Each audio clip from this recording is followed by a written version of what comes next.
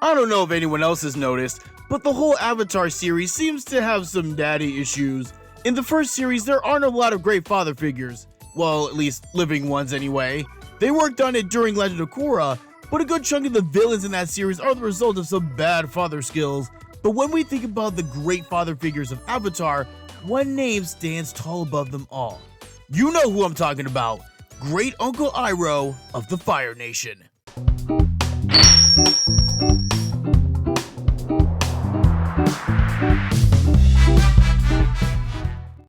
And here we are at the Avatar franchise yet again.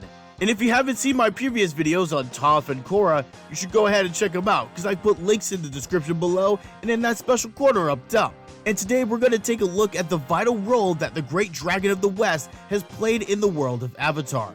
And not just that, but we're also going to be looking at the importance of having people like Best Uncle in our lives. What is it about Iroh that all of us need? I'm the guidance guy, and grab yourself some tea while your internet school counselor explains the greatness of the former crown prince. When we think about the Dragon Hunter, our thoughts tend to go to his predilection for tea and his overall chill demeanor. But what's often overlooked is his storied and at times painful history. So let's go through that first, because doing so is vital to understanding the man that we all know and love. Coming from the royal house of the Fire Lord, Iroh was raised with the same upbringing as his brother Ozai, which would eventually be passed down to his niece and nephew. And for a time, he was all in on the family's lust for power, as he relished both his role as next in line for the throne and as general during the Great War. But even during that time, he had a desire for spiritual understanding. He traveled the world in his early days in search for enlightenment, and it was during these journeys that he learned how to breathe fire while spending time with the Sun Warriors and with the great dragons Ron and Shah. And of course, we can't forget his lightning redirection technique that he learned while being with the Water Tribe. And of course, even with all these titles and accolades, perhaps the title that he held most dear was that of father. He held a deep and powerful bond with his son Lu Ten. It was so deep, in fact, that when his son died on the front lines of battle, that the great general lost his desire to fight and continue the cause of the Fire Nation and his own career. And after taking the time to grieve, he reevaluated his priorities, which led to his retirement from the Fire Nation army and his desire to lead Zuko as he went through his own life journey. And it's here that we find the defining role of Iroh's life, the very reason why he's best uncle: his willingness to mentor. Let's do a quick thought experiment for a moment. Where do you think Zuko would have ended up if he didn't have his uncle by his side?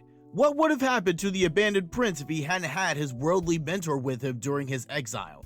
Take a moment and reflect on that, and let's see what you come up with in the comments, because I really want to know what this alternate universe that we're creating looks like here. For me, I can't see a single way that Zuko becomes successful without his uncle. Even if we're using his early season motive to capture the Avatar, I don't see him being able to achieve that, much less go through that transformative arc that saw him become a true hero and just ruler of his nation. Zuko, as we see him throughout the Legend of Korra, likely would not have existed if it weren't for the general's tutelage. And it's through Zuko's life that we see the importance of mentorship, having someone to go through for counsel, to gain understanding that we don't have with our limited perspective, and to show us another way that we thought wouldn't be possible otherwise.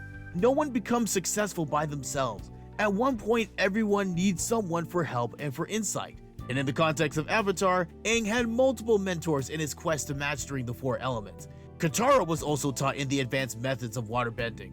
Shoot, even Sokka got himself a master. And the same goes for us. We shouldn't fool ourselves into thinking that we can just show up and success and its rewards will just fall before us. Like I said in my Kageyama mini, talent alone isn't enough to get the job done. You need to put in the work as well. And having someone who has experience in whatever it is you want to do and is willing to invest time into you and see you go to that next level, that plays a huge part in that. They can help you avoid mistakes that they had made in the past, take risks that they themselves weren't willing to make. But let's say that you're on that search, that you're looking for your Iroh. How do you even start doing that? Now, finding a mentor isn't going to be as easy as finding the nearest older person with similar interests. Nah, there are good mentors and bad mentors, just like how there are good and bad everything else. So you'll need to be careful in your selection, but here are some good starting points. The first aspect to look for is similar interests. you gotta look for someone who is, or was, in the same area that you're looking into. Be it music, business, or athletics, you need that someone who's been in that world that you either want to enter or have already entered. Second, they have to want to mentor you. Trust. You don't want to end up with a mentor that doesn't really have the desire to get you where you want to go. That will just end up wasting both of your time. When you ask your potential mentor for that relationship, if they don't have the time or opportunity to take on someone, then move on. Don't try to force something that wasn't meant to be. And third, find someone who's willing to be honest with you. Like we saw with Best Uncle, he had to be at times brutally honest with Zuko and tell him things that he did not like and didn't want to hear. But he still said those things because Zuko needed to hear them. And with us, even though we may not like it, be sure to find someone who's able to give it to you straight. Yeah, make sure they're not rude about it, but still honest. And once you've found someone with all those traits, you gotta go ask them. Now don't be weird about it. Even saying something as simple as, I was wondering if you have some time for me to learn from you, or could you show me how you got to where you are, will get your point across. And if you get a no, keep going till you get a yes. The Great Dragon shows us the importance of having people in our lives who have our best interests and want to see us grow. We all need an Iroh in our lives. Now all we gotta do is go find one.